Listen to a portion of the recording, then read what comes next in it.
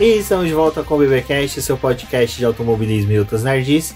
No episódio de hoje vamos falar sobre o caótico GP da Austrália.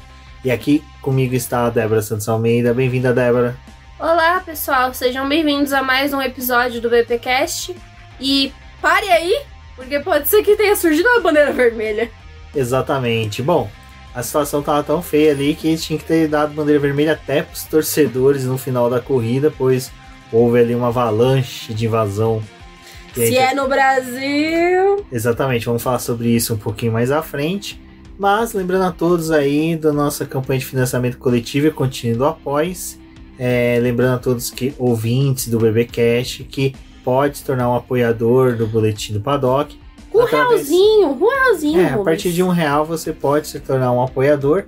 Então, ouvindo esse episódio, entre na descrição dele, veja o link e se torne um apoiador do Boletim do Paddock. Você também pode conferir a nossa lojinha, que também é uma forma de auxiliar o nosso trabalho aqui. Ou se você estiver ali acompanhando alguma das nossas lives também, deixa um superchat, um agradinho pra gente que tá aqui fazendo os programas pra vocês. Exatamente. Bom, e como sempre, aquele pedido que ouviu o BBcast, acompanhou a gente em redes sociais, compartilhe nossa produção, os textos da Débora, nosso podcast, nossa live. Isso também ajuda bastante aí na divulgação do nosso trabalho.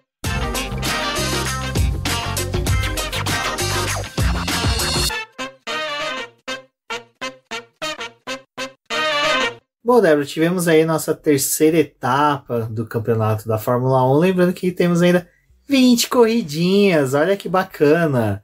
Bom, agora vamos ter um lapso temporal aí de 3 semanas, 27 dias, né, até a próxima corrida, então dá para descansar, porém, a gente já sabe aí, né, que vão ter muitas notícias para discutir ao longo desse período, e uma delas que chegou ali antes no Eprix não, ainda tô com o Eprix de São Paulo na cabeça, do GP da Austrália, foi a proibição da comemoração no pit wall.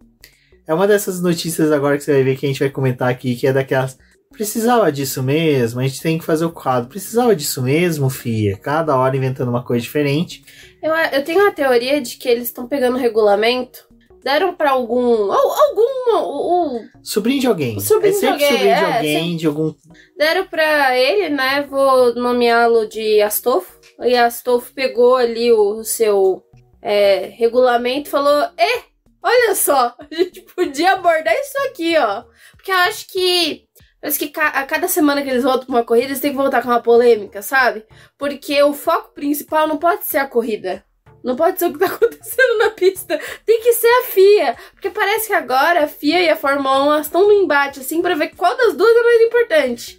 E aí a FIA vem com essas genialidades, tipo, ei, galera, vamos relembrar aqui que não vai poder mais celebrar escalando o pit wall, escalando as grades ali, num circuito em que o pit wall é de vidro. Olha só, que não tem como escalar. Na Austrália não tem.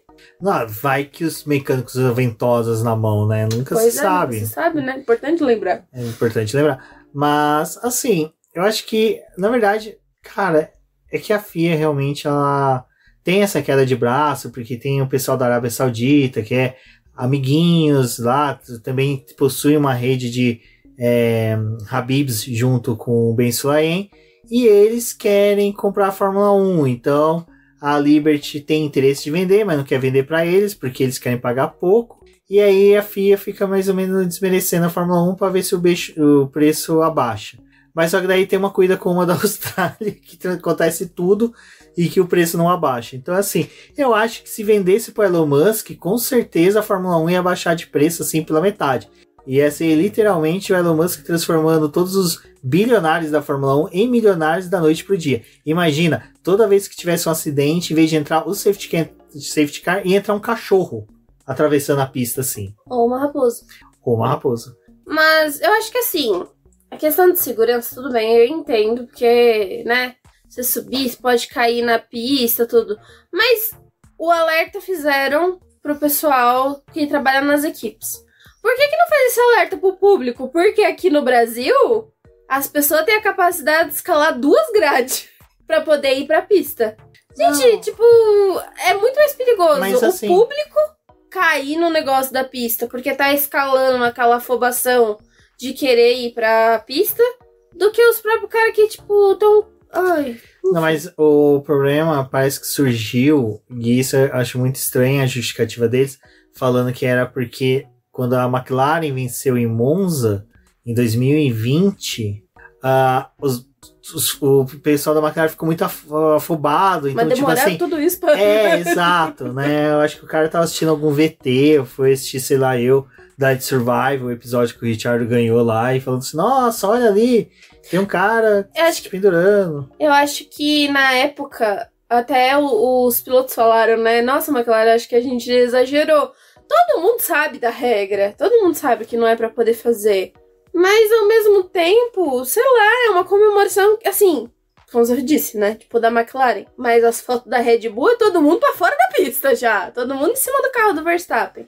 Enfim, veio aí mais uma polêmica. Porque já não basta o piercing do Hamilton, que toda corrida eles têm que gastar papel pra notificar todo mundo dizendo não estão cumprindo a regra. Agora tem essa. Cara, deve ser engraçado o office boy da FIA. Ele deve chegar assim, ai, Sir Lewis Hamilton, desculpa mais uma vez. Porque eu vou confessar, quando o escritório mandava eu fazer muita coisa, às vezes era muito em delegacia, né? Mandava várias vezes em delegacia pra resolver as coisas. Eu já chegava às vezes pro delegado e falava assim, doutor, desculpa, mas o povo lá é chato pra caramba. Fica me mandando aqui toda hora. Eles pediram pra eu ver isso daqui com você. Tem como você resolver pra mim? Pelo amor de Deus. Eu dar uma chorada dessa. Eu acho que o boy que entrega a notificação pro Hamilton deve fazer uma coisa. Falar assim, Hamilton, aqui, mais uma vez. Só fala quantos piercing você tá hoje, tá? Por favor. Eu acho que o Hamilton tinha que mandar foto dos piercing dele. Aí se tiver um piercing numa região... Ele mandou um atestado, né? Colou um atestado brasileiro nato, né? Colou um atestado aí, a FIA que engula. Bom, outra coisa que a gente vai ter que engolir é um possível formato novo, né? Pro fim de semana da Fórmula 1. Eu gosto desse texto, né? Formato novo do fim de semana. Eu queria que meu emprego me desse um formato novo de final de semana e que o final de semana começasse na sexta, sabe? Com 3 dias. Seria lindo, mas não. Quem tem que mudar formato de fim de semana é a Fórmula 1, que quer meter sprint, treino classificatório para sprint, com treino classificatório para corrida.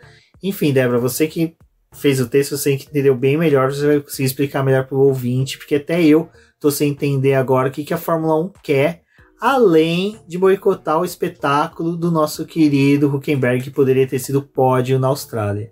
Bom, a gente tem ali a belíssima ideia do Domenicali, que é de reduzir os treinos livres e deixar o fim de semana da Fórmula 1 mais dinâmico, né? Então ele já tinha falado no ano passado que queria talvez reduzir os treinos livres ou dar algum tipo de pontuação para que as equipes fossem forçadas a ir mais para a pista, para poder gerar, né, todo esse apelo, né, para o público. Como se o fã, né, não fosse pro autódromo na sexta-feira. Você compra o ingresso caro pra um cacete, você vai no treino de sexta-feira. E também você vai porque você quer ver os carros, porque não é, né, todo dia que estão correndo na porta da tua casa, então não é tão simples assim. Porém, ele veio com essa ideia e agora teve a primeira corrida da MotoGP, né, e o Domenicali tava lá, e aí voltaram a abordar essa questão com ele, né, porque a MotoGP, ela mudou o formato também, né, do fim de semana na MotoGP. Eles colocaram as provas sprints, não como a Fórmula 1 em 6 corridas, mas no calendário inteiro, porque não basta loucura, ela tem que inflar o calendário. Enfim, e a Domenicali estava debatendo isso, né? E a gente tá tendo uma discussão de se vai mudar o formato da sprint na Fórmula 1 ou não vai. A questão é, quando anunciaram as 6 corridas sprint esse ano, ficaram naquela coisa tipo, só anunciaram as provas, mas não veio um novo formato, não veio uma proposta de aumentar os pontos. E a ideia agora é tirar aquele segundo treino livre que tem no sábado, da sprint, e colocar mais uma classificação. O que parece que está sendo bem visto pelos times e pela maioria dos pilotos, porque aquele segundo treino livre no fim de semana da sprint não tem sentido nenhum. Ele é um treino realizado em parque fechado, então as equipes não tem como ficar mudando a configuração do carro. Depois que você faz a classificação, o carro ele meio que fica tipo lacrado. Você não pode mudar as coisas nele, não pode trocar a asa, mexer em configuração. Então aquele segundo treino livre era meio jogado. As equipes usavam para poder fazer teste de simulação de corrida, mas não tem muita necessidade. Então a proposta é, a sexta-feira a gente tem um treino livre para que os times possam se habituar à pista, testar o carro, preparar ele.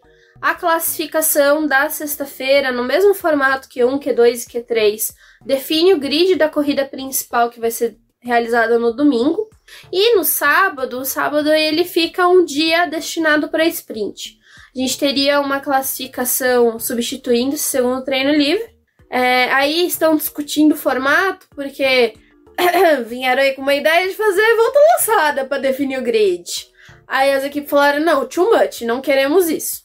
E aí parece que vão manter o formato Q1, Q2 e Q3, mas com uma diferença, que seria, nessa classificação, os tempos do Q1, Q2 e do Q3 serem reduzidos. Então não seria uma sessão efetiva em 1 hora, né? Ela teria uma redução, até porque a quantidade de pneus que são distribuídas na sprint é diferente de uma corrida normal. Na sprint são 11 jogos de pneus e na corrida normal são 13 jogos. Então também não tem como forçar as equipes a fazerem a classificação e não aumentar, né, o consumo de pneu ou forçar a Pirelli a entregar mais pneu. E a ideia da categoria, na verdade, é começar a reduzir a quantidade de jogos que os times usam no fim de semana. Então esse é mais um teste aí, deve ser aprovado já para a corrida de Baku e aí deve ser utilizado nas próximas provas do ano. Eu vou ser sincero, eu acho que assim, se usar só nas corridas de sprint, perfeito. Acho sensacional. Muito legal. Acho que realmente, já que você vai ter 23, 25 corridas ou 32, como o Domenicali quer, é que assim, vai ter a costa a costa, né, nos Estados Unidos, né, só ali vão ser umas 8 corridas. Então, acho que é legal sim, sprint, acho que é legal usar esse formato em pista que pode dar uma dinâmica diferente. Se não tem como se livrar dela... Eu achei legal. Cara, acho que pela primeira vez eu tô vendo que o Domenicali, por mais que ele seja meio louco, ele pode às vezes tirar umas ideias legais. E dicas de passagem, agora eu tô assistindo as provas da MotoGP e tá bem interessante. Eu tô gostando bastante. Então, acho que sim, vai ser uma boa. Só torcer, né, pra que não se torne a loucura dele de começar a querer tirar a sexta-feira de algumas etapas, sabe? Fazer umas coisas assim, porque por mais que seja, o desenvolvimento dos carros tá tão ruim, tá tão atrapalhado, que por mais que seja, ainda treino, depende. Né? E acho que é questão até de obrigação das equipes de usar, pelo menos em um treino livre, um jovem piloto, um piloto que nunca tenha corrido na Fórmula 1. Eu acho que podia ser um pouco maior, sabe? A obrigação de pelo menos em 2 etapas, porque senão fica no final do ano, fica aquela coisa do Sargent no Brasil, onde que vai lá, faz só quilometragem, o cara não testa, o cara não faz nada, tudo bem, não tô falando que isso influenciou no ano dele agora, mas fica uma coisa meio jogada, né? Eu concordo com o que o Otmar falou, né? Uma das pensei que poucas você vezes... concordava comigo. Não, mas é uma das poucas vezes. Concordar com o Otmar e não concordar comigo é meio triste. Desculpa. Mas ele disse, né, que... mas se você se propõe a tirar os treinos livres... quem tem a perder não são os pilotos mais velhos que estão na categoria, que já tem anos de experiência, porque eles já andaram em todos esses circuitos várias e várias vezes.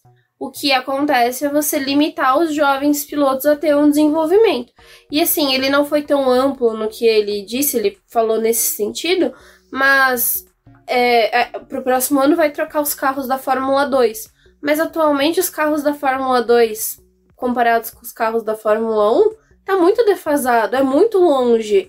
Então, um piloto sai da Fórmula 2, por mais que ele tenha ganhado corridas ali, ou tenha feito como o Piastri fez, né, muitos anos bons, quer dizer, poucos anos bons, mas, assim, em ascensão, né, na base, e chega na Fórmula 1, mas você ainda tem aquele susto daquele outro carro que é muito diferente.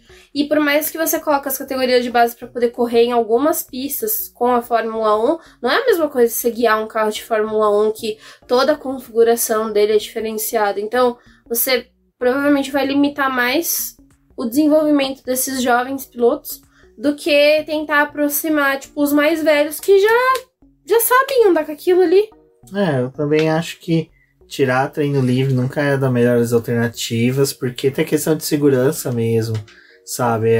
Os carros precisam ter informações, a gente tá falando de carros que andam a 300 km por hora, os caras fazem curvas juntos, então eu sempre primo mais pela segurança. E outra coisa, realmente, uma coisa que até o Jafone falou na transmissão, acho que salvo engano, do terceiro treino livre, não me recordo agora, em que a Fórmula 1 usa os treinos de sexta para negócios, sabe? Patrocinadores ganham ingressos, às vezes uma marca que está patrocinando ali aquele GP, não é o patrocinador principal, mas é um dos patrocinadores, que nem a Porto Seguro aqui no Brasil, um exemplo.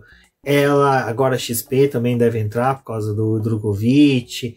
Eles pegam, não dão os 3 ingressos só para uma pessoa. Cada ingresso, sexta, sábado, domingo, vai para uma pessoa diferente. Então, limar a sexta-feira é limar também uma fonte de negócios. E Abu Dhabi, por exemplo, é um GP em que a sexta-feira praticamente as equipes gastam não com treinos em si. Tudo bem, vai estar o jovem piloto ali treinando muitas vezes, mas só que é mais para receber patrocinadores, fazer network, né? Então, a sexta-feira eu acho muito ruim de limar. E eu vou ser sincero, eu sou a favor até de quinta-feira fosse aberto ao público para acompanhar. Eu acho que seria muito legal. E eu te garanto, se Interlagos, por exemplo, quinta-feira tivesse venda de ingresso apartado, você tivesse a opção de comprar sexta, sábado e domingo, se pudesse comprar também quinta, e quinta fosse o ingresso que eles vendessem avulso, ia vender a rodo. Porque Silverstone, se eu não me engano, quinta-feira tem atividade. Principalmente naquela arquibancada que é em frente aos boxes. O pessoal vai acompanhar e tem atividade com os pilotos, sabe, na frente. Então, assim, eu acho que em vez de buscar essas questões de redução, em algumas etapas faz umas coisas dessas, sabe? A Áustria é um GP que seria interessante eles fazerem isso, porque tem uma demanda de fãs muito grande. Inglaterra já tem, Itália. Então acho que é uma coisa que poderia pensar aí, lógico, Interlagos, né? Por favor. Bom, Débora, o que a gente pode falar é que treinos livres, pelo menos os embates que a gente fica vendo, é do nosso querido... Desculpa, dei uma carreada aqui a favor do nosso querido Fernando Alonso. Mas, bom, agora que eu me hidratei com recomendações do nosso querido Verstappen, mas o embate que a gente fica acompanhando os treinos livres é dele com o Fernando Alonso, né? Quer dizer, dos carros da Red Bull com o Fernando Alonso. O Fernando Alonso agora tá querendo também mostrar trabalho até para os patrocinadores ali durante os treinos livres. E os embates realmente até aqui na Austrália ficou entre eles, né? A gente teve o Max liderando 2 treinos livres, né? O primeiro e o terceiro. E o Alonso liderando o segundo, mas sempre ali muito próximos.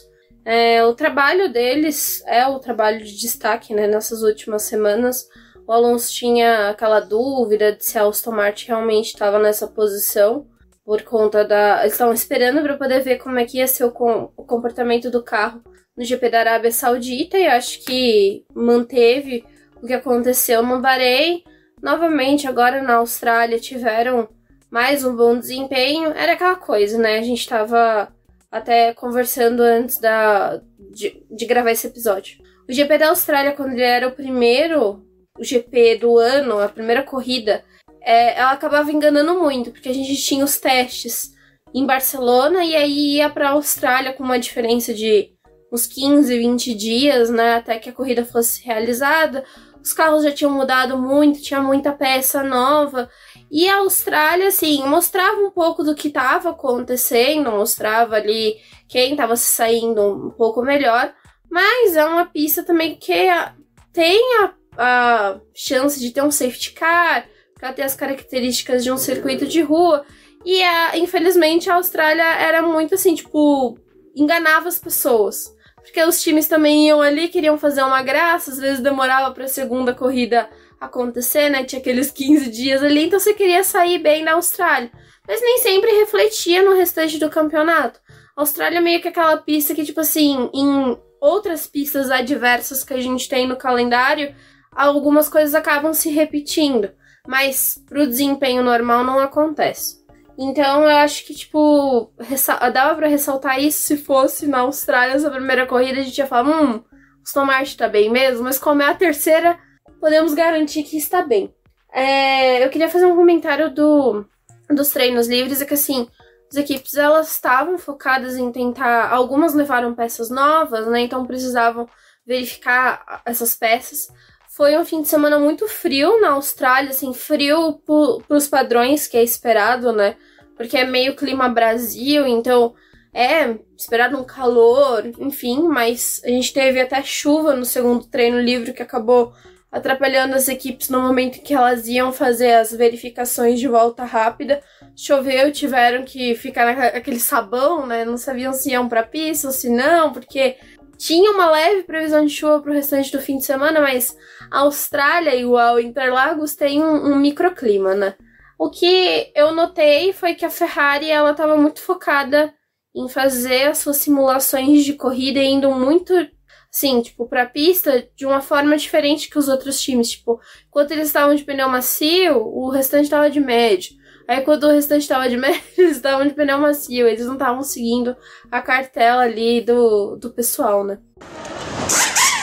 E o problema do GPS, Rubens? O problema do GPS foi uma loucura. Não, eu fiquei esperando a questão do problema do GPS e agora eu quero que nosso querido ouvinte me informe que como o Crocodilo Dundee consultava as horas pelo sol, sabe? Eu fiquei pensando se ali na Austrália não tem um vórtice temporal, místico, cabalístico, alguma coisa do tipo. A água da privada gira pro outro lado.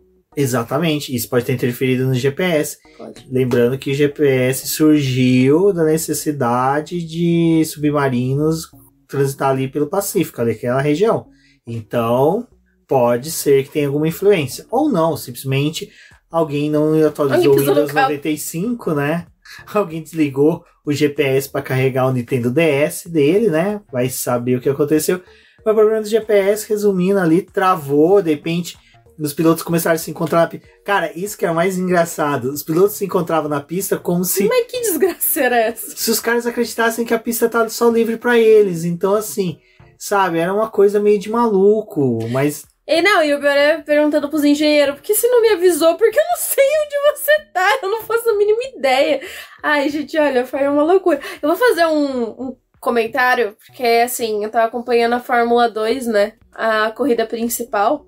E aí, até então, quando os meninos estavam com os carros parados na pista, antes da largada, tava bonitinho lá no cronômetro, tipo, o Yuasa, o Theo, não sei o quê. Pouco antes da largada, entrou o nome dos pilotos da Fórmula 3. E o nome dos pilotos da Fórmula 3, tipo assim, tava funcionando, tipo assim, o Theo ia pros boxes. Só que o Theo não era Theo ali. O Theo era outro piloto da Fórmula 3. Era outro Theo. Era um outro Theo. Aí tava, tipo... Eu comecei a falar, gente, eu vou ter que ficar cruzando o dado de piloto da Fórmula 3, que agora é piloto da Fórmula 2 aqui. Aí lá no meio da corrida, aí atualizou e aí voltou o nome dos pilotos da Fórmula 2. Tava bichado o negócio.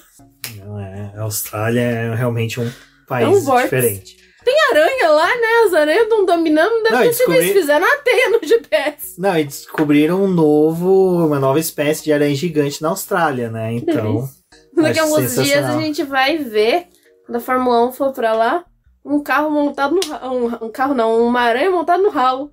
Alguém vai tirar ela? Não vai.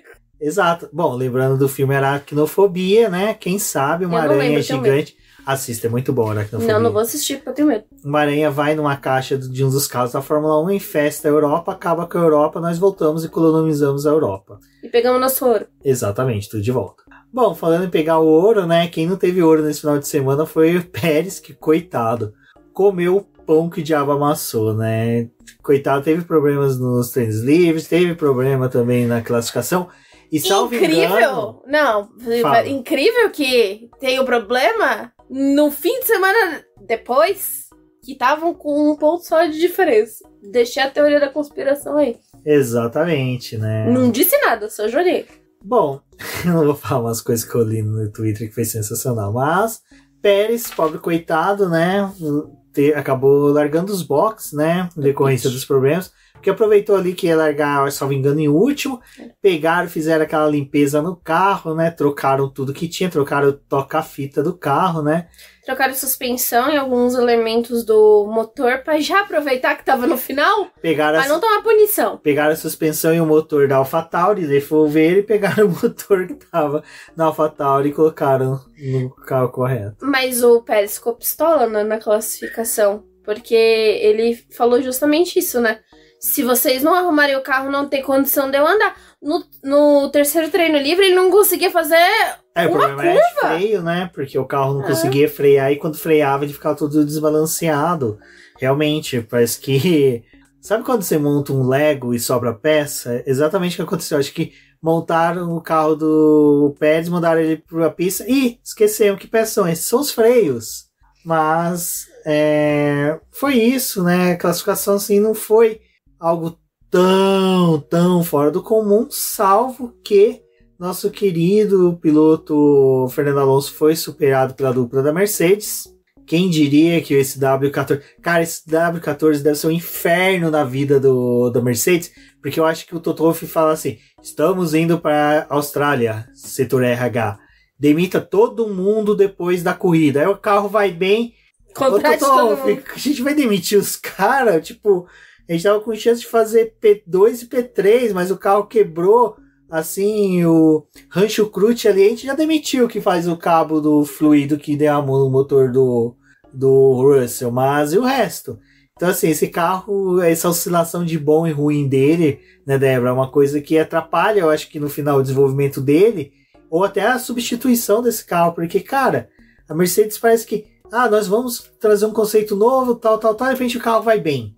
Isso aconteceu muito ano passado, né? Uhum. GP do Brasil era aquela coisa, o carro tá ruim, ano que vem a gente já vai ter uma outra abordagem, tal, e vai, ganha corrida. Aí Toto Wolff já fala... Eles já estavam vindo no desempenho bom, né? México, Estados Unidos e Brasil foi os melhores desempenhos da Mercedes. Você vê o discurso do Toto Wolff da Mercedes, mudam de características de mudanças do W13 em Barcelona e na Inglaterra, onde que o Hamilton disputou, vamos pôr assim, disputou vitórias.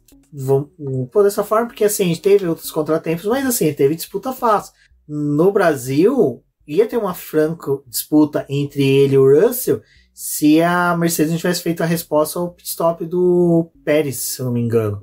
Então, assim, cara, essa oscilação dos dois carros, do W13 e do W14, eu acho que tá mais atrapalhando do que ajudando. Porque se o resultado fosse pífio na Austrália, cara, já jogava esse carro lá pras aranhas e voltava só com os containers vazios. E em Jeddah eles também não foram ruins, né? Não chegaram no pódio, mas chegaram à frente dos carros da Ferrari. Então, é também não... coisa, né? Não, mas assim, é interessante no sentido que eles fizeram uma classificação até razoável, né? Estavam andando em duplinha, que nem eu tinha falado lá em Jeddah. E aí chega agora na Austrália, consegue fazer esse resultado.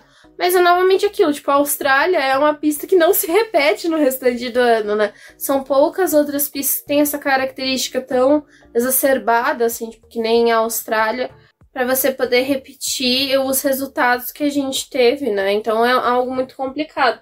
Eu acho que ainda da classificação, né, como a gente não tá batendo ponto a ponto da classificação, porque tem muita coisa para falar da corrida, eu destacaria dessa classificação o Alexander Albon, que conseguiu um P8, foi com a Williams até o Q3. Um ótimo resultado para a Williams.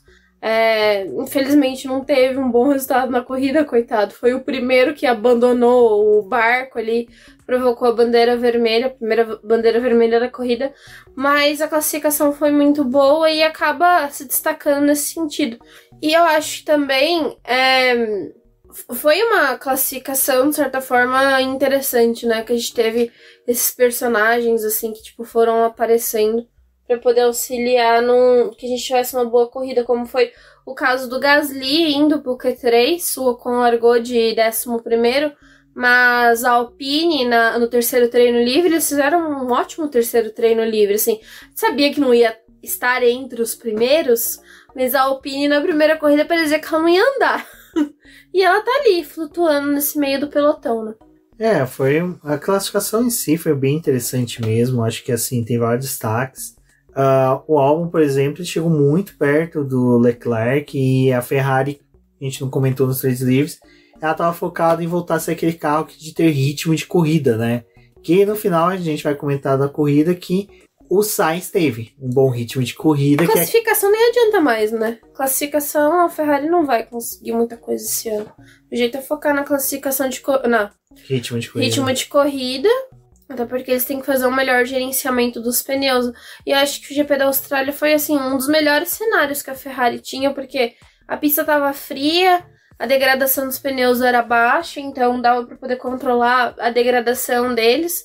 Não tinha muito por que esforçar o carro ao ponto de tentar buscar uma volta rápida, porque eles nem estão brigando por isso.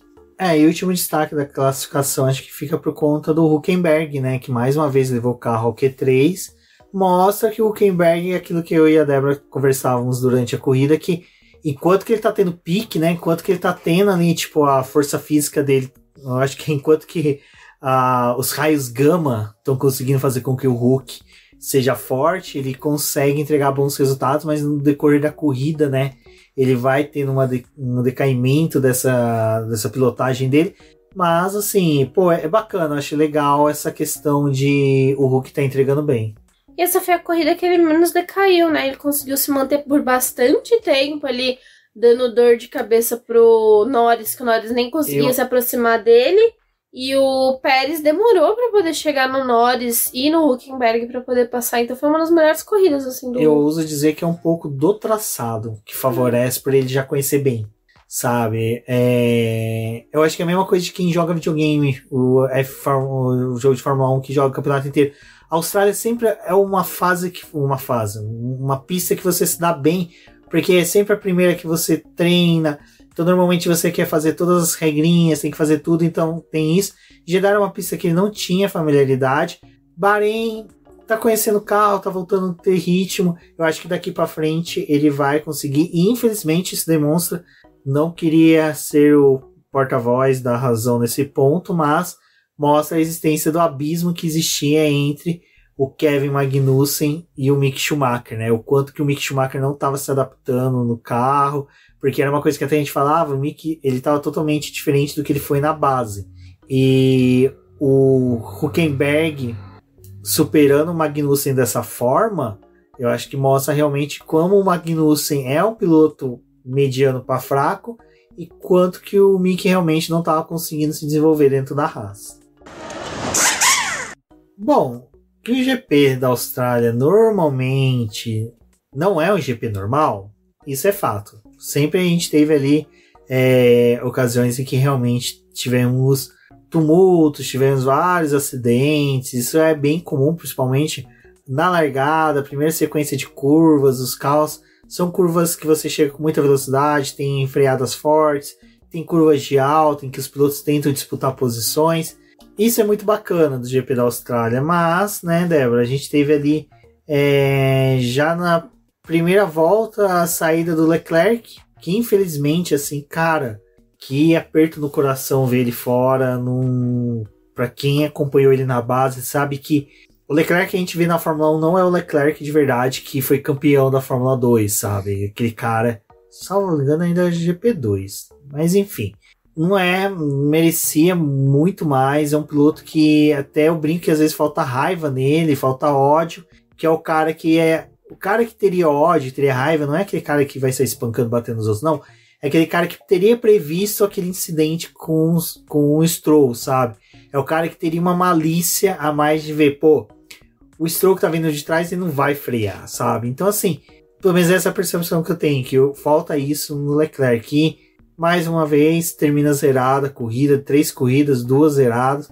Leclerc realmente está precisando, né, Débora, de um bom final de semana para ver se dá aquela relaxada para ele poder prosseguir no ano. Eu acho que o começo da temporada dele está sendo muito complicado, né? Como você disse. Ele é um piloto rápido. Eu acho que também falta um pouco de ódio nele para ele ter algumas reações, porque assim, no pós-corrida... que perguntaram para ele do incidente que o Stroll tinha acertado ele, aí ele falou, mas ali não culpo o Stroll porque ele não tinha muito o que fazer, a gente tava numa disputa ali, eu tava atrás do Alonso, o Alonso começou a frear antes, então a minha reação também foi começar a frear antes, E o Stroll veio tentando buscar um espaço ali. Quando o Alonso deu uma freada um pouco mais brusca, o Leclerc perdeu o ponto de referência dele aonde estava o Stroll e, tipo, deixou a coisa acontecer. Ou se o Stroll fosse ir pra cima dele ou não. E aí ele não responsabiliza ninguém, ele fala que, tipo, tem como se fosse uma parte de erro dele, mas, pô, cara, tipo, aonde o Stroll tentou meter o carro ali, não tinha como passar ali. Então, assim, tudo bem, tipo, é um incidente de corrida, né? Acho que é difícil de você responsabilizar alguém, mas eu acho que às vezes falta um pouco dele, tipo, tirar um pouco da culpa dele e transferir pro outro mesmo. Mesmo que em alguns casos não seja o correto, mas a gente vê tanto piloto fazendo isso, tipo, responsabilizando o outro. O Alonso nunca erra, né? Ele nunca tem erro. E acho que falta um pouco disso pro Leclerc também. Eu acho que o Leclerc tinha que ter sido companheiro do Fernando Alonso em vez do Vettel. O Vettel é muito bonzinho, muita gente fina. Se tivesse sido companheiro de Fernando Alonso, com certeza teria. A mudança que teve do Norris quando foi correr com o Ricardo, né? Que ele tinha o Sainz ao lado dele, que era muito gente boa, muita galera. E quando ele foi correr com o Ricardo, ele falou, cara, o Ricardo chegando aqui numa posição que todo mundo acha ele melhor do que eu. Que ele que vai ser o cara, o bambambam da McLaren. Pô, eu vou botar pra cima dele. Tipo, ele que vai ter que dar os seus pulos, sabe? Então, falta também mudar um pouco da mentalidade. E ele está correndo com o cara da galera, né? O cara da galera tá ali. Por mais que seja, tá à frente dele, fez uma corrida muito melhor. Conseguiu se livrar da largada ali, largou a frente. Ah, é um caos, gente. A Ferrari... Não, e vai lembrar que o Carlos Sainz não pontuou nessa etapa e ele tem 20 pontos, enquanto que o Leclerc tem 6, 14 pontos de diferença. Se o Carlos Sainz tivesse chegado, salvo engano, ele ia chegar em quarto, né? Terceiro ou quarto, né? Vai, vamos pôr quarto lugar, né? Em quarto se fosse o normal. Né? Não, se fosse quarto lugar. Ele estaria com 32 pontos, né? Porra, ele estaria ali com 26 pontos a mais que o Leclerc. Ou seja, ele estaria uma vitória e uma volta mais rápida à frente do Leclerc. Eu acho que tá na hora realmente o Leclerc tomar esse choque de realidade e se tornar mesmo aquele piloto que a gente viu na Fórmula 2, que era aquele cara que aqui no GP do Brasil, no ano dele de Alfa Romeo, que ele, pessoal, vem pro pit colocar pneu novo, ele falou, não, vou continuar na pista, esse pneu dá, foi lá e conseguiu ir pro Q3, então assim, pô, Q3 ou Q2, agora não me recordo, mas enfim, progrediu, não foi contra a ordem de equipe, mas, cara, sabe, enfim, do Leclerc a gente falou mais dele agora do que ele ficou em pista. Vamos torcer aí, né, para que em Baku ele, salvo engano, já fez pole, então assim, é um piloto que pode render bastante ali. Mas em teoria, no passado, né, no mesmo GP da Austrália, Ferrari liderava com o Leclerc, né, e não é essa a realidade. Bem, a Ferrari tá numa outra fase, mas o Leclerc também não tá no então, melhor momento dele. Nesse momento, eu já falo que começa a ter que entrar a atuação do Visser e daqui pra frente não tem desculpa, sabe, pro Visser. Visser, você tem que ser o cara que vai pegar o Leclerc no ombro, vai segurar ele e vai falar assim, moleque, vem cá, faça isso, faz assim. Você tá precisando, né? O que você tá precisando? Qual auxílio? O que a equipe tem que fazer com você pra gente poder ter bom desempenho? Porque assim, eu vou ser sincero, por mais que o Alonso esteja bem no campeonato, por mais que o W14 pode ter rendido melhor, o único piloto que vai conseguir fazer frente ao Verstappen é o Leclerc hoje. Sabe, é o único que pode ter equipamento e pilotagem para fazer frente ao Verstappen. E não adianta a Ferrari entregar um bom carro, porque esse carro não é tão ruim. Ele é um carro bom. Ele tem seus problemas, tudo, mas não é se de descartar agora. Se o Leclerc não conseguir maneirar isso daí, coitado, eu fico com pena dele. Mas quem a gente também teve pena, né, foi nosso querido Pérez, que também, com o safety car do Leclerc, né, fez o pit stop. Ele teve o safety car do Leclerc, e aí, como o Pérez estava lá já no final mesmo, também foi a mecânica de outros pilotos, é que nessa corrida, como o Rumi tinha falado, é uma pista rápida, teve as modificações, ano passado recapearam, então mudou um pouco da estrutura do asfalto e não degrada tanto quanto degradava antes os pneus. Então a ideia ali principal para o Pérez foi: cumpra sua parada obrigatória, tanto que ele vai 2 vezes pro pit stop durante o período do safety car, e aí ele troca os pneus ali para poder cumprir a parada obrigatória, volta pro pneu duro para poder ficar mais tempo em pista, tipo, esperando que talvez tivesse um safety car mais à frente na corrida, ou que ele fosse permanecer mais tempo. Foi uma sacada interessante, mas é o que a gente já tinha falado, né? A corrida do Pérez estava toda cagada. E ele, acho que em si, não se ajudou, porque com o carro que ele tem, é esperado que ele faça mais. E ele tava numa dificuldade para poder ultrapassar os pilotos que têm carros mais lentos que o dele. Passou boa parte da corrida ali em 9º lugar, tentando chegar no Norris. Gente, a McLaren não é tudo isso também para poder estar na posição que tava. A gente tava até fazendo as contas aqui, que ele ficou preso 19 voltas para poder conseguir chegar no Norris e fazer a ultrapassagem no Norris e depois no Hülkenberg. E o carro que ele tem. Cara, eu fico indignado com isso. E não é desculpa isso. de pneu. Não, desculpa, não gente. Não é. Cara, qualquer pneu ali, vai. Do pneu duro para uma McLaren com pneu médio, você vai ter uma diferença. Um carro, vai. Não, o Norris já tava com o pneu duro. Então não tinha desculpa. Não tinha desculpa. Não tinha desculpa. Era porque a estratégia, vou até falar brevemente disso.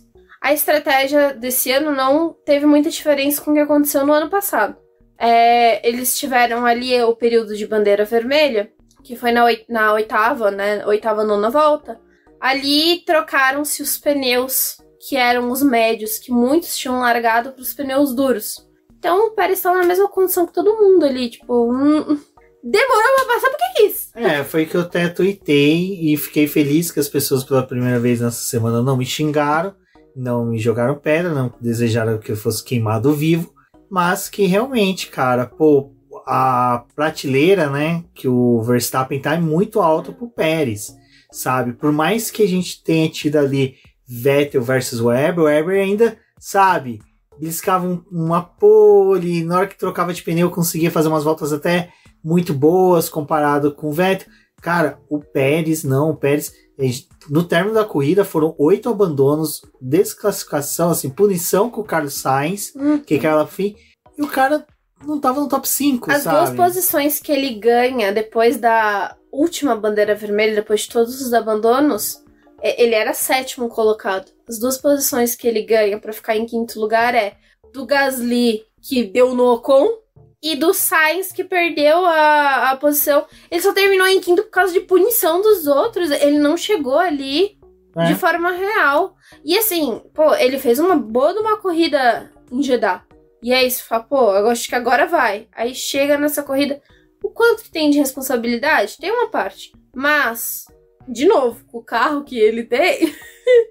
Não era pra ele ter levado todo o tempo que ele levou pra poder estar dentro do top 10.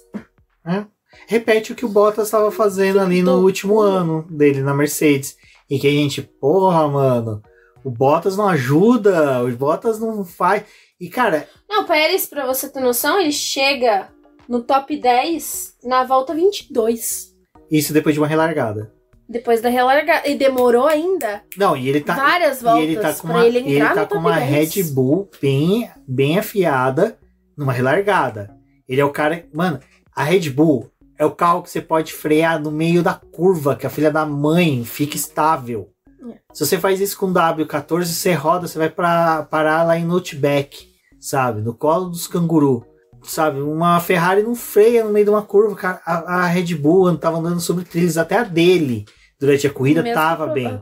Só que ele não rendia. E tipo assim, ele foi o piloto que sentiu o final de semana. Ele foi o cara que não teve psicológico para passar a transição. E isso é uma coisa que realmente você vê quando o piloto é mega campeão mesmo. Você pega Fernando Alonso, Lewis Hamilton, Max Verstappen. O cara tem um péssimo treino livre, tem uma péssima classificação.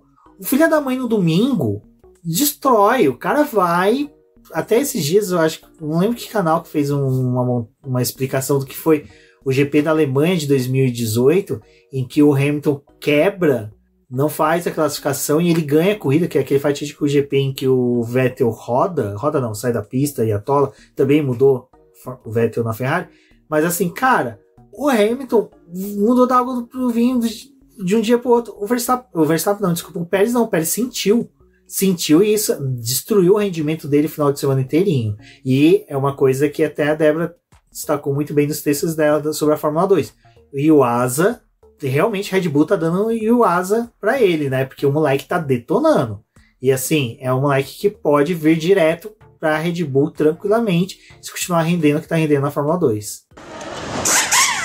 Bom, outro que teve um azar danado, Débora, e ele, de todos, assim, do Leclerc eu fiquei com dó por causa do azar dele em decorrência de fatores externos, tudo, tal.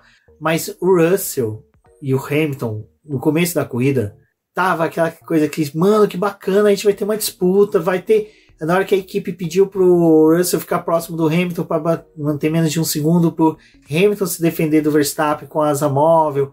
Então, pô, a gente vai conseguir, né, ter uma disputa ali. Tem a entrada tem a bandeira vermelha, tem a relargada, mas motorzinho ali da Red Bull... Da Red Bull não, da Mercedes. Da Mercedes, desculpa. Motorzinho da Mercedes, olha... Só faltou o Russell abrir o rádio e falar no, lembrando Malásia 2016.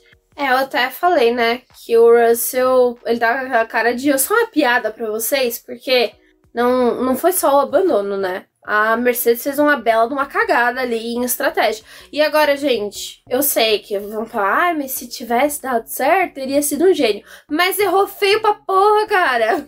Até eu, que estava aqui do sofá da minha casa fazendo texto, falei... Vai dar bandeira vermelha na hora do negócio do álbum. O excesso de brita, né, na pista. Não só excesso de brita. Tipo, gente, é um cálculo básico, assim. Vou expor agora, porque isso, arregaçou as mangas. Isso me deixou revoltada. Que a corrida da Austrália, ela em teoria, ela tem 1h20. Um evento de Fórmula 1 pode durar 3 horas. A corrida no máximo 2. Certo, Rubens? Certo. Exatamente. Então é isso. Se eu não concordo com a play. Né? Então a gente tem a corrida da Austrália. Qual a marra de me enfiar um safety car na pista, sendo que dá pra você paralisar a porcaria da prova, limpar a pista e voltar com a corrida? Porque assim, na Fórmula 2 e na Fórmula 3 eu critico muito deles botarem trator e carro de segurança na pista com aqueles moleque. Mas fazem isso porque... Os eventos da Fórmula 2 e da Fórmula 3 são eventos auxiliares ao da Fórmula 1. Então eles acontecem antes da corrida da Fórmula 1. A corrida da Fórmula 1 é a última do domingo. Não tem mais nada, não vai correr sei lá, que nem acontece aqui em São Paulo, que bota 15 categorias. Porsche Cup. Não vai correr a Porsche Cup depois. Então, assim, foda-se que não vai ter mais luz para a Porsche Cup, porque não tem Porsche Cup. Então, cara, da onde que eles me tiraram que não? A direção de prova vai ficar 6 voltas atrás do safety car para poder limpar a pista com gente na pista, com trator em pista. Tudo bem, já fizeram essa cagada de botar trator. Mas a Austrália... É uma corrida rápida. Não tem por que eles não pararem a prova. Aí já fazem assim, né? Aí eles... Não, mas vamos fazer a parada do Russell. Vamos responder esse safety car. E não só o Russell, né? Porque também enfiaram o Carlos Sainz nessa. Ferrari, alô, me contrata, pô. Tô desde o ano passado dando dica pra vocês. Se lesse um pouco os textos, já sabia metade das coisas. Já tava resolvido esse problema de vocês. Aí, acontece isso. Aí o Russell, mas eu não imaginei que a gente ia ter uma bandeira vermelha. Você tava andando em cima da brita, colega. Você não imaginou que ia ter uma bandeira vermelha? Não. O Russell pode ser que não precisava ter ideia que ia ter a bandeira vermelha. Mas a equipe foi muita tosquidão. Mas a equipe... E tem outra coisa, né? Eu recomendo bastante que vocês leiam, principalmente, acompanhem a gente nas redes sociais. Se não seguir eu, se a Deb, segue o Boletim do Paddock, principalmente no Twitter, o Boletim do Paddock diz no Boletim que a gente gosta de dar muito RTs, porque a gente lê e gosta muito dos artigos do pessoal do Projeto Motor. O pessoal escreveu um texto muito bom explicando quando é utilizado safety car virtual, bandeira vermelha, eu ia falar safety car vermelha, apesar que o safety car é vermelho, tem o safety car vermelho e verde, quando usa cada um também, a gente pode falar, e bandeiras amarela, dupla amarela, enfim. E, cara, ali dá pra perceber que ia ter que ser bandeira vermelha. O tanto de brita que o Albon jogou na pista e o carro dele não tinha rodas na frente pra você poder... Só me engano, acho que elas estavam quebradas, mas ainda estavam presas. Na parte de trás do carro tava quebrada. Então assim, quando uma das rodas tá quebrada, tem que içar o carro, porque você não consegue empurrar ele. Então, assim, cara, você tem que fazer isso. É a mesma coisa que aconteceu com o Magnussen no final. Não tem a roda, você tem que trazer o trator, porque não tem como você empurrar o dito cujo do carro. Não, fizeram aquela merda em Suzuka, de novo, né, ano passado, da chuva, trator na pista, não sei o quê. Mas, cara, era a corrida da Austrália, tipo, era... Não é Singapura que todo mundo reluta em botar safety car em pista, né, Rubens? Tipo, que, tipo, Singapura, a corrida sim dura 2 horas. Então, se você vai botando safety car, bandeira vermelha, esses infernos, tudo, vai comendo o tempo da prova em si, e aí você chega, tipo, no limite do evento, você tem que encurtar a corrida, porque chegou no limite do evento. Mas, porra, era a Austrália, gente. Austrália. Não fazia muito sentido essa estratégia, tanto da Ferrari como da Mercedes, mas assim, cara, sacrificou a corrida do Russell, deixou o Hamilton entregue para as piranhas, que o Verstappen conseguiu abocanhar ele, conseguiu ultrapassar ele com uma facilidade. E diga-se de passagem, quando o Hamilton falou que nunca tinha visto um carro tão rápido, eu vou ser sincero, eu também nunca vi um carro de Fórmula 1 ultrapassar outro com uma facilidade tão grande e fazer aquilo ali. Salvo engano, acho que só a Brown GP em 2009 fazia umas coisas daquela, e eu acho que também a Red Bull de 2013 do Vettel. Acho que foram um dos carros que eu vi na Fórmula 1 que eram realmente assim. Não, minto. A Renault de 2006 do Alonso também era um carro muito bom de ultrapassagem. Mas, cara, mesmo assim, velho, o que tá circulando o vídeo da onboard do Hamilton, cara, o Verstappen passa, parece que o Hamilton é um retardatário que tomou bandeira azul e encostou. Então, assim, cara, faltou mais uma vez a maldade também na Mercedes, de tipo, pensar, falar assim, cara, às vezes a gente sacrificar um pouco o Russell, o Hamilton vai conseguir uma chance maior. Disputar a vitória eu acho meio difícil, mas pelo menos chegar com os dois no pódio. Ou talvez fazer a Red Bull degradar um pouco o pneu também, né? Tipo, pra poder exato. superaquecer o carro, qualquer coisa desse tipo. E com o excesso de DRS que tava tendo ali, dava pra trabalhar assim. Um responder ao outro, a ultrapassagem do Verstappen. Cara, dá trabalho, faz os dois trabalhar junto.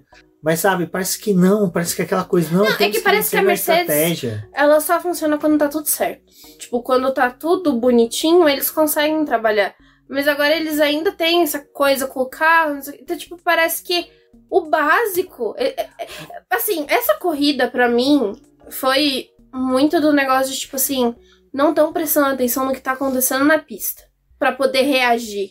Eu acho que... Parecia que as equipes tava avoada. Tipo, não dá pra...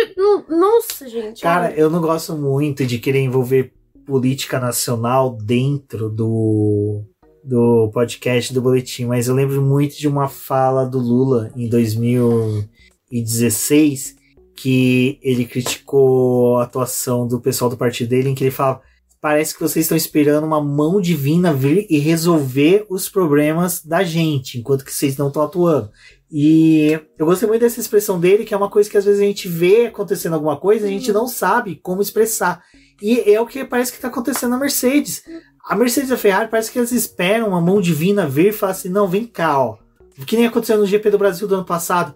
Olha, eu vou jogar muito calor nessa pista do capeta, que daí vocês conseguem ter um desempenho melhor que as outras. Que foi o que aconteceu no Brasil. A pista estava escaldante, tava quase 60 graus na pista, no Interlagos, uma coisa assim. Tava uma coisa assim... Depois começou a chegar a chuva, né? Exato. Então, assim, favoreceu muito a Mercedes. Então, parece que a Mercedes e a Ferrari, elas ficam assim, não, vamos fazer algo aqui mirabolante. Eu acho que eles ainda estão com o espírito Harry Potter do Binotto na Ferrari e na Mercedes do Padlow também, que era meio Harry Potter, sabe?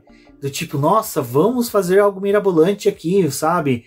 Vamos pôr uma Fireball de 2000 para os pilotos poderem voar mais rápido. E não é assim, cara.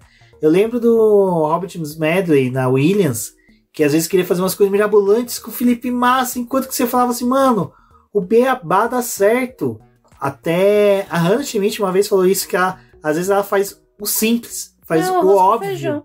O arroz com feijão na Red Bull, e depois a gente fala, nossa, foi espetacular. Não. É porque ninguém tá fazendo isso.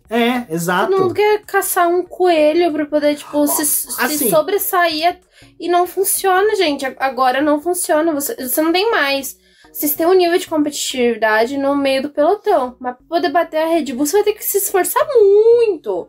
E não é o foco. Não é mais esse o foco. O Giafone falou disso num programa, não me recordo agora, se é naquele Descomplicando, Traduzindo Fórmula 1, não sei, apareceu tantos programas assim agora, que é com o Max Wilson.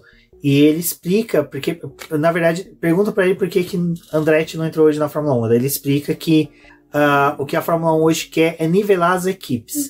E é algo que, aparentemente, a Mercedes ainda não assimilou. Tá nivelado. Ah, mas você tem um degrau muito grande entre a McLaren e as outras. Sim, mas nivelaram que a Aston Martin chegou.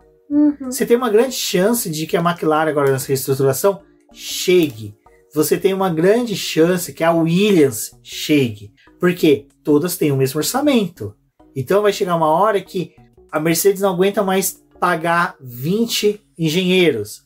Ela dispensa engenheiros. Mas a Williams consegue trazer 2 dela. Então, assim, vai nivelar, e se os caras não entenderem que a competitividade está alta, e na hora que eles mais precisam ser competitivos, muitas vezes, é na hora que tá tendo um bolo de carros juntos. Então, assim, na hora que você tá tendo um bolo de carros, você tem que ser rápido o suficiente para sair dali, para se livrar daquela situação, que é o que, tipo assim, por mais que seja, os carros da Red Bull conseguem fazer. O Max Verstappen dá aquele name view, parte para frente, fica as outras ali degradando, uma bate na outra e acabou. Então, assim, eu acho que realmente esse ponto do orçamento nivelou para trazer a Aston Martin, e a Mercedes não sabe o que faz, sabe? Tipo assim, ela, cara, não sabemos. E o que mais me espanta ela tem 2 pilotos que conseguem fazer frente ao Pérez. Então, são 2 pilotos que conseguem chegar à frente do Pérez.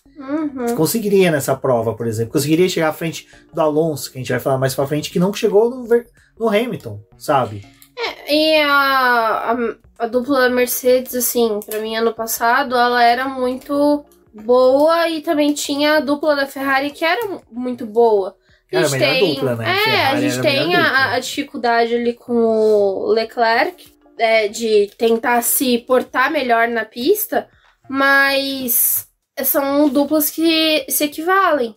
E a Mercedes hoje, se a gente olhar, muito por culpa do que tá acontecendo na Ferrari também, eles têm a melhor dupla do grid. E eles estão se esforçando para poder ter os resultados. É inadmissível um negócio desse acontecer. Não, e quando a gente fala que a melhor dupla, assim, conjunto, lógico, somam, é o Sainz e o Leclerc, porque o Leclerc é aquele cara que é mais rápido do que a luz, e o Sainz é um piloto muito cerebral, que é até o próximo item da pauta, que é o cara escalou o pelotão, o cara fez o que o Pérez não fez, sabe? Ele conseguiu ser consistente, ele conseguiu ir, de repente ele tá lá em 4º lugar quando recebeu a punição. Então, assim, eu acho que se a Ferrari acertar a mão, a Mercedes não vai ter chance nenhuma com ela.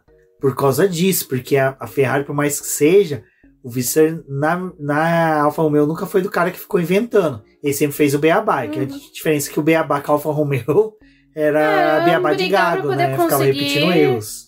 Só o 10º lugar ali pra poder salvar um ponto, né? Não tinha muito o que fazer, mas eu acho que a Alfa Romeo também tem isso, né? Ela fazia muito feijão com arroz ali, e em algumas vezes dava certo.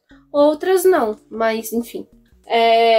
Só que o Sainz, a gente vê, né? Ele teve lá o mesmo problema que o Russell, como você disse, de ter parado antes e depois ter dado a bandeira vermelha. Ele caiu pra 11º, mas veio escalando de novo. E o Sainz, assim como o Pérez, estava na mesma condição, porque todo mundo fez a parada obrigatória na bandeira vermelha. Então o Sainz, ele não foi ganhando posição porque tinha gente parando, trocando pneu. Ele foi ganhando posição porque ele foi fazendo ultrapassagem. A gente teve aquele período ali de 47 voltas da corrida, mais ou menos, que é o período de disputa mesmo da pista, antes de ter toda a cagada que tem, mas é o período de disputa. São 47 voltas que a gente teve de corrida em si, aonde que a gente falou agora há pouco, até a gente parou a gravação para consultar, e que metade o Pérez levou para chegar no Norris. No Norris. Sabe? Tipo, numa McLaren. Tipo, cara... Que não... tipo assim, de todas, era que não deveria estar ali. Sabe? É uma coisa muito... O Norris foi a tartaruga em cima do poste. Não, a gente pode falar das 2 tartarugas, né? Que foi o Norris e o Piastri, que... 2 tartarugas. Sabe? Eu lembro que quando eu vi o Norris... Eu achei muito engraçado o Will no Twitter. Nossa, mas sempre que tinha alguma coisa, tipo, safety car, bandeira vermelha, ele, mais uma chance da McLaren se dar mal. Eu fiquei com dó. Mas assim, até que o Will tava certo. A Zika migrou pro Texas. Porque a McLaren tava com 3 carros no top 5 na largada. E terminou com um só. Terminou igual a Andretti na primeira corrida, né? Pato Ward é líder, né? Pato Ward é líder. Pelo menos uma coisa, o McLarista tá feliz, né? Mas eu ainda tô triste porque nosso Ian James, nosso querido chefe de equipe da Fórmula, ainda não fez novas publicações no Instagram. Tô desesperado. Eu tô quase ligando pra ele. Você tá bem? Você precisa querido, de outro Eprix? Você quer que eu te marque no TBT, onde que você me pede pra fazer a tatuagem? Eu vou fazer. Cara, é que eu tenho muito medo de falar as coisas e um dia ser barrado. Tenho vontade de mandar assim. Se passa bem, você quer um chá, alguma coisa, né? Você tá de boas? Tá de boas. Mas enfim. Mas as duas McLaren foi legal. Foi bacana. Eu acho que assim, não refletiu o que é o carro. Refletiu o talento dos dois pilotos. Porque assim, Norris e Piastri foram reloginhos com pneus. Piastri já se mostrou ser um excelente cara de consumo de pneu. Tadinha da Débora. Esse final de semana GP da Austrália, a gente tá até gravando na segunda, porque o final de semana, eu nem tanto, mas a Débora tá destruída, e a gente vem 2 finais de semana seguidos destruídos de acordar de madrugada. Então... Eu tô me segurando com a enxaqueca do capeta. Até que essa sorte de 3 semanas tá sendo boa pra gente, né? Vai ser nesse sentido. Vou dormir. Até aproveitando, gente, eu pensei em fazer uma live no BP, sem pauta, só conversando com o pessoal no chat. Então, assim... Quem estiver ouvindo achar que vai ser mais legal, comente, fale com a gente, os apoiadores falem no grupo. E também, se vocês acham que é legal, uma coisa que eu vi outros podcasts fazendo, de quem a gente ouve de outras áreas, que é abrir caixa de perguntas, sabe? Pra galera fazer. Eu tenho muito medo de flopar, mas me falem se vai ser legal ou não. Se vocês acharem que vai ser legal, a gente faz aí para as próximas edições. Mas, realmente, né, Débora, a posição que a McLaren chegou foi porque, assim, se você parar pra pensar, só vou me corrigir aqui rapidinho, pra ver se eu não tô falando besteira, mas na Austrália, só a Alfa Romeo não, desculpa, Red Bull, Aston Martin e a McLaren chegou com 2 carros, assim, tranquilos, né, inteiros até no top 10. Que é uma coisa boa, né? Porque mostrou que os 2 pilotos têm talento. Agora só falta ajeitar o carro, né?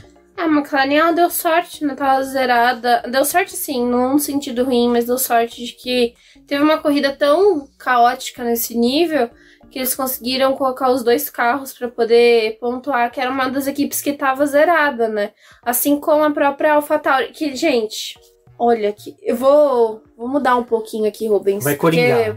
Porque o tema é parecido. A AlphaTauri também tava sem ponto, né? E eles estão vivendo um desespero ali naquela equipe também, né? O Franz Tost falou que já não confia mais nos engenheiros, que falaram que... Você não tinha ouvido ainda. Ele soltou essa, ele falou, eu não confio mais, porque me garantiram que o carro desse ano era bom. E a gente chegou no Bahrein, tipo, cagado. E tá com o carro cagado e vai ser desse jeito. Vocês não têm noção de como esse cagado da Débora reverberou, que a janela tremeu. Pois é, tudo cagado. Então, Cagado, tá tudo cagado. Então eles chegaram nesse nível, né, de, tipo, Cagância. Gente, tá difícil. E aí o De Vries tentou... Mas assim, De Vries, não dá dano pra te defender, tá lindo. Mas ele chegou e falou, não, mas o clima da equipe tá bom. O clima da equipe está bom. De Vries falou que estava tudo bem. Aí corta pro Tsunoda, tipo, galera, a gente precisa mudar o carro, porque o Tsunoda tá nesse nível de loucura, né? Não, e isso é legal. Desculpa te interromper, Débora, mas isso eu achei legal que você pontuou. Do Tsunoda tá tomando a frente nessas coisas da AlphaTauri.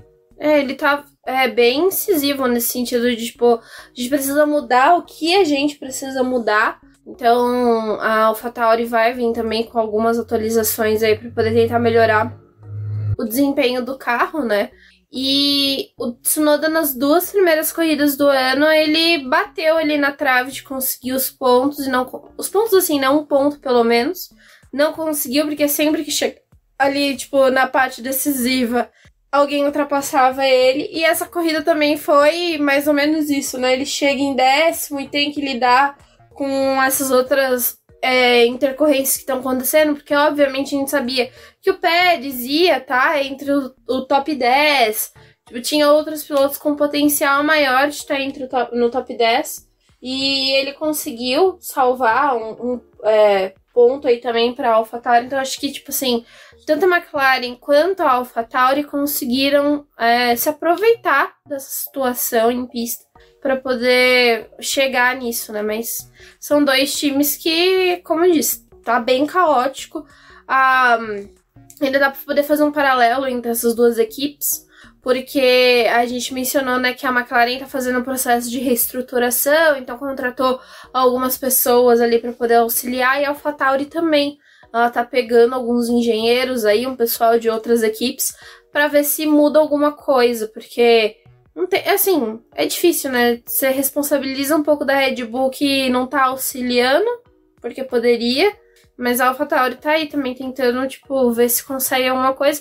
E a Red Bull em si tá num caos, né? Porque parece que o novo CEO da Red Bull, depois que o Diretritz morreu, não tá gostando de participar das coisas, que nem o outro que era apaixonado por esportes, né? Então, tipo assim, a Fórmula 1 tá aí. Pode ser que a AlphaTauri, que é um gasto a mais, uma hora deixe de ser este gasto. É que, na verdade, ele alega que de todas as modalidades esportivas que a Red Bull tem inserida, o automobilismo não é a que mais agrada a ele. Então ele acha que é uma despesa muito alta para eles. Porque realmente, né, as outras categorias, no mais, ele patrocina atletas para participar de outros clubes. Salvo engano, só futebol, que eles têm realmente times, mas também, pô, um jogador que às vezes ele vender do Bragantino, Red Bull aqui de São Paulo, para um Real Madrid, ele já paga tudo, né? Então, assim, também, tudo bem que no Bragantino você assistia um jogo, você levava 2 garrafas PET e assistia o jogo, né? Hoje...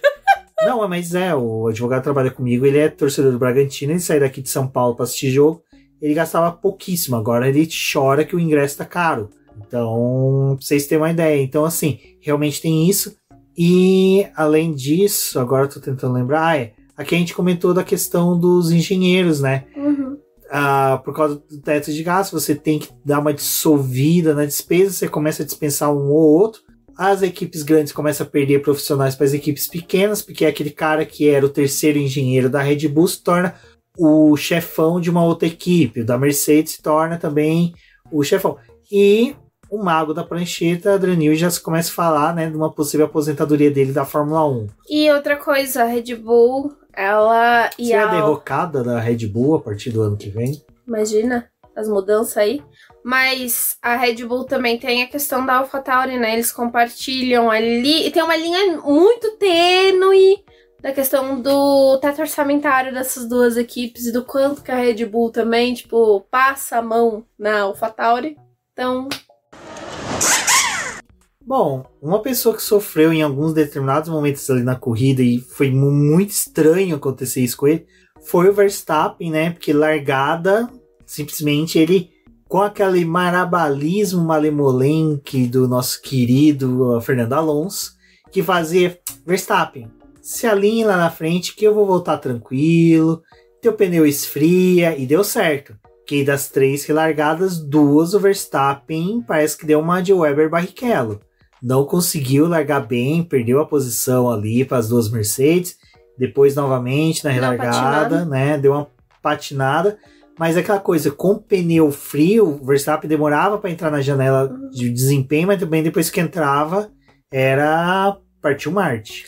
O Verstappen, ele foi na estratégia tradicional, né, de largar com os pneus médios, então por mais que eles tenham uma durabilidade maior, é um pouco mais difícil de aquecer eles do que um pneu macio. Então tem tudo isso. Albert Park, né, é um circuito também que, por causa das nuvens, por ser justamente num parque, né? Das nuvens não, das árvores, meu Deus. Das árvores. Tem esse problema de você ter o aquecimento, né, da própria pista. Então, a gente viu essa dificuldade dele e acho que uma das coisas também que vale destacar, não só do Verstappen, mas aquela lambança que tem depois, na segunda bandeira vermelha, depois do acidente do Magnussen, quando tem a relargada ali, que tem toda aquela batida, por mais que as equipes estivessem com um pneu macio para fazer essa relargada, a pista já tinha abaixado 10 graus desde o momento da largada. Então aí é mais difícil de você aquecer eles. Então, eu acho que essa corrida foi fantástica para a discussão de se deve ou não sair a manta térmica. Porque os carros já estão saindo, né, dos boxes ali com a manta térmica com uma temperatura mais baixa. E isso aí acaba causando essas coisas, né? Tipo, quando você tá numa pista fria e tem a dificuldade de imprimir essa temperatura nos pneus, isso acaba causando. O incidente do Sainz, do Sargent e do Gasly, um pouco foi por causa disso, né? Uhum. O pneu deles estavam gelados assim, para critério de pneus. Eu vou ser sincero, eu sou uma das pessoas que acha a coisa mais ridícula querer retirar os cobertores de pneus. Eu acho que não deve, questão de segurança, cara. Tudo bem, aumenta o desempenho, mas aumenta o desempenho para todos. A manta térmica é igual para todos, não tem diferença. A Red Bull não tem uma manta melhor que a Williams não tem uma manta pior que a McLaren, todos têm a mesma. E ninguém aquece em diferente temperatura, temperatura padrão que a Pirelli estipula. Exato, então assim, você tá querendo tirar uma coisa que vai afetar a segurança. Mas os pilotos vão reduzir a velocidade, vão vir mais devagar. Sim, você imagina um piloto que sai ali na Spa, por exemplo, subir a Rouge com um pneu gelado, vai chegar lá em cima e vai bater, igual o Magnussen fez aquela vez, o Lando Norris na chuva. Então assim, cara, é ridículo. Eu acho que dá pra você levar em consideração essa corrida, a decisão de tirar ou não. Ou, galera, vamos ter que andar com um pneu de carro de rua. Tipo... Fórmula E. Se você não de passagem já sofre com isso. Que já sofre com isso, porque o pneu não tem a mesma durabilidade. Exatamente. Bom, e falando de pneus, né, a gente pode falar do Lewis Hamilton, né, que ficou reclamando dos pneus, mas conseguiu esticar os pneus o máximo que pôde e garantiu seu lugar no pódio. E se defendeu do Alonso, que estava economizando pneus para poder brigar com o Hamilton no final e não conseguiu. Essa briga dos dois foi muito boa, né? Porque... aquela coisa do psicológico dos dois, né? Mesmo distante, né? Sem se encontrar os dois disputando posição, foi sensacional. E eles não estavam, assim, realmente distantes, né? Tipo, era pouco mais de um segundo que tava separando os dois. Mas eu achei muito legal, tipo, quando o engenheiro do Alonso dá o aval, tipo, vai, agora você tá liberado pra poder fazer essas próximas voltas, velocidade da luz, pra poder pegar o Hamilton. O Hamilton tava virando mesmo que ele. Os dois estavam trabalhando, tipo, a mesma coisa. Então, o Alonso acho que por isso que o pódio chegar. Os dois estavam tão felizes, né? Acho que fazia tempo que a gente não vê uma corrida de dois gênios dessa forma. Eu acho que isso foi muito legal, assim, porque, de certa forma, é meio semelhante, né, o que eles têm de oportunidade pra poder disputar em algumas corridas esse ano. E isso ter acontecido é muito legal, porque, gente, o Verstappen, todo mundo já tinha esquecido que ele tava lá na frente. O Verstappen já é tricampeão. A gente só tá discutindo quando que ele vai ser, o resto, aproveitar. Então essa briga do Alonso com o Hamilton, mesmo ela não tendo acontecido de forma na pista, né, em si, assim, tipo, direta, teve essa briguinha aí de engenheiros, porque o rádio é compartilhado entre todos, né? Então, assim que o engenheiro tá falando, e mesmo se não tivesse falado, a transmissão da TV fez o favor de botar na TV. E a telemetria. Tá todo mundo acompanhando, galera. Os tempos, você que percebe. Depende do GPS, tava funcionando. O GPS tava funcionando ou não, né? Bom, no final eu acho que foi realmente uma corrida, cara, sensacional. Eu gosto do GP da Austrália. Apesar que esse foi o ano que eu mais senti em questão de sono nas coisas. Eu acho que é por causa do ritmo de trabalho, das coisas que a gente tá fazendo, e depois do semana do Aprix, que sim, a gente tá devendo um podcast pra vocês, a gente vai fazer, mas só que calmem. Por isso que eu falo, convidem os amigos para se tornar apoiadores, acompanhar o Boletim do Paddock, porque quem sabe um dia a gente siga o nosso sonho, que a gente compartilhou com nossos amigos jornalistas lá na sala de imprensa da Fórmula E, de um dia trabalharmos e vivermos somente disso. Nossa, meu sonho. Então, ajudem a gente, compartilhem, se tornem apoiadores. E Débora, foi uma corridaça, apesar que agora, quando a gente for entrar no último tópico, que é o Hamilton comemorando sozinho, eu vi vários vídeos e o pessoal falando, não, que a Mercedes abandonou ele. Pra falar a verdade, as 3 equipes abandonaram os 3 primeiros colocados. E vale lembrar que na Austrália, até o ano passado, quando o Albon fez o pit stop na última volta, os boxes é tomado por torcedores. E hoje teve mais vídeos nas redes sociais mostrando que realmente teve uma invasão muito grande de torcedores e torcedores vindo de dentro dos boxes, sabe? Tipo assim, os mecânicos ali recolhendo o carro, as coisas e torcedores, o pessoal dos camarotes descendo para ir pro pódio. Então eu não sei até onde que realmente a Mercedes não falou, gente, fica os mecânicos aqui, fica a galera para salvar as coisas, porque, né, até a Débora lembrou que na Innsbruck lá nos Estados Unidos, quando teve a corrida de Sebring, um carro quebrou, a torcedores invadiu ali a parte que estava o pátio dos carros quebrados e começaram a depenar o carro. Então, assim, eu acho que antes da gente pegar e ficar crucificando, criando teorias de conspiração que a Mercedes abandonou o Hamilton, tem muitos fatores que influenciaram isso. Acho que não o abandono do Hamilton, mas influenciaram de não ter membros da Red Bull, da Aston Martin e da Mercedes, que das 3 equipes estava bem reduzido o número de pessoas. Eu fiquei um pouco aterrorizada com as imagens, porque eu já tinha visto a nota, né, da FIA chamando a atenção dos promotores do evento da Austrália nesse quesito de torcedor em pista. Mas, cara, o nível de perigo é muito grande. Trator manobrando, o carro do Magnussen, que aparentemente ainda não tinham conseguido desligar ele, assim, não desligar de funcionamento de motor, mas da parte elétrica do carro eles não tinham conseguido parar ele. E tinha risco de descarga elétrica, porque ele tava com um aviso, mas, cara, não é todo fã que sabe que os carros, por terem bateria, pode te dar uma descarga elétrica. Então, tipo, os carros indo pro pit lane, já tinha gente na pista, é muito perigoso. Você lembrou do Albon, né? O Albon mesmo, ele tava passando no meio da galera pra poder voltar com o carro pro pit lane. Então, tipo assim, não é desse ano passado já tinha acontecido merda. Não, e até o pessoal tá brincando no Twitter que é da série, e se fosse no Brasil, né? É. E também tem uma cena que é dos carros passando, retornando para os boxes no termo da corrida, e torcedor assim, de braços cruzados, na beirada, gente, a zebra. Então, tipo assim, cara, tudo bem, você mora na Austrália, você vai buscar pão, você tem que fazer amarelinho e crocodilo. Tudo bem, o padeiro que te entrega é um canguru, pode te dar um soco na cara, mas, cara, não é dessa forma, né? Cara, não queria. E, Débora, a gente tem o nosso tradicional, que tá se tornando tradicional, na verdade, adotamos esse ano, que é a nota da corrida. Qual nota que você daria pro GP da Austrália? Acho que dessa vez eu daria um 8. Eu não achei a corrida ruim. Eu vi muita gente reclamando que, não foi lá essas coisas, não deveria ter acordado de madrugada pra poder assistir, mas também não dava pra poder ter acordado depois que a Band não passou a corrida direito. No horário que deveria. Mas eu acho que foi um 8. Foi uma corrida divertida, assim. Acho que em questão de estratégia foi mesma água com açúcar, mas a corrida funcionou muito bem.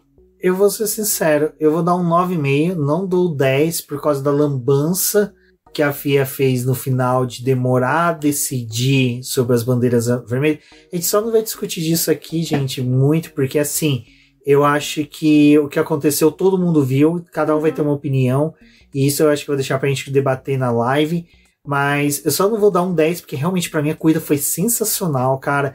Você acompanhar os live times, eu acho que para mim chamou muita atenção a questão da McLaren, principalmente do Lando contra o Pérez, que eu acho que a McLaren percebeu que, a gente tá conseguindo superar uma Red Bull, fez com que o Lando andasse muito, então a gente teve o Sargent também correndo bem até o incidente, o Tsunoda, o Hülkenberg, assim, era um conjunto, sabe? Não importasse qual câmera focasse pra pista, você ia ter alguma coisa legal acontecendo.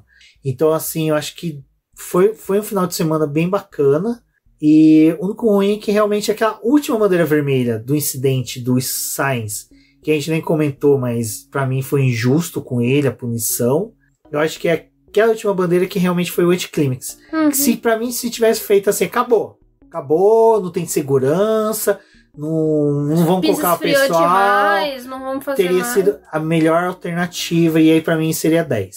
Mas infelizmente eles quiseram dar espetáculo, quiseram corresponder ao que realmente tá acontecendo. Estavam seguindo bonitinho a regra, né? Na corrida inteira. Não, e no final seguiram a regra até. Seguiram a regra, mas aqui o ruim que dava não deu certo. É que assim, demorou. Cara, acho que foi aqui, uns 20 minutos pra tomar uma decisão, pra fazer uma volta, que como o Fred Sabino falou lá na live com o Rodrigo Matar, que foi, cara, foi uma volta fake. Foi uma volta de, sabe, tipo, volta olímpica dos pilotos que terminaram o carro. Tivemos o Mad Max, literalmente, do final de semana. Pra quem não sabe, o filme Mad Max foi filmado na Austrália. Então, eu já aproveitei a brincadeira do filme. Débora, eu acho que é isso, né? Falamos bastante, falamos aí por quase 1h30. Vai ter edição, então o podcast deve cair para 1h15, 1h20. Agradeço a todos, mais uma vez. Quem chegou até aqui, apoiem o Boletim do Paddock, compartilhem. Eu sou o Rubem GP Neto, agradeço a todos e um forte abraço. Eu sou a Débora Almeida, estou aqui para pedir justiça para o Carlos Sainz de sua punição e até a próxima.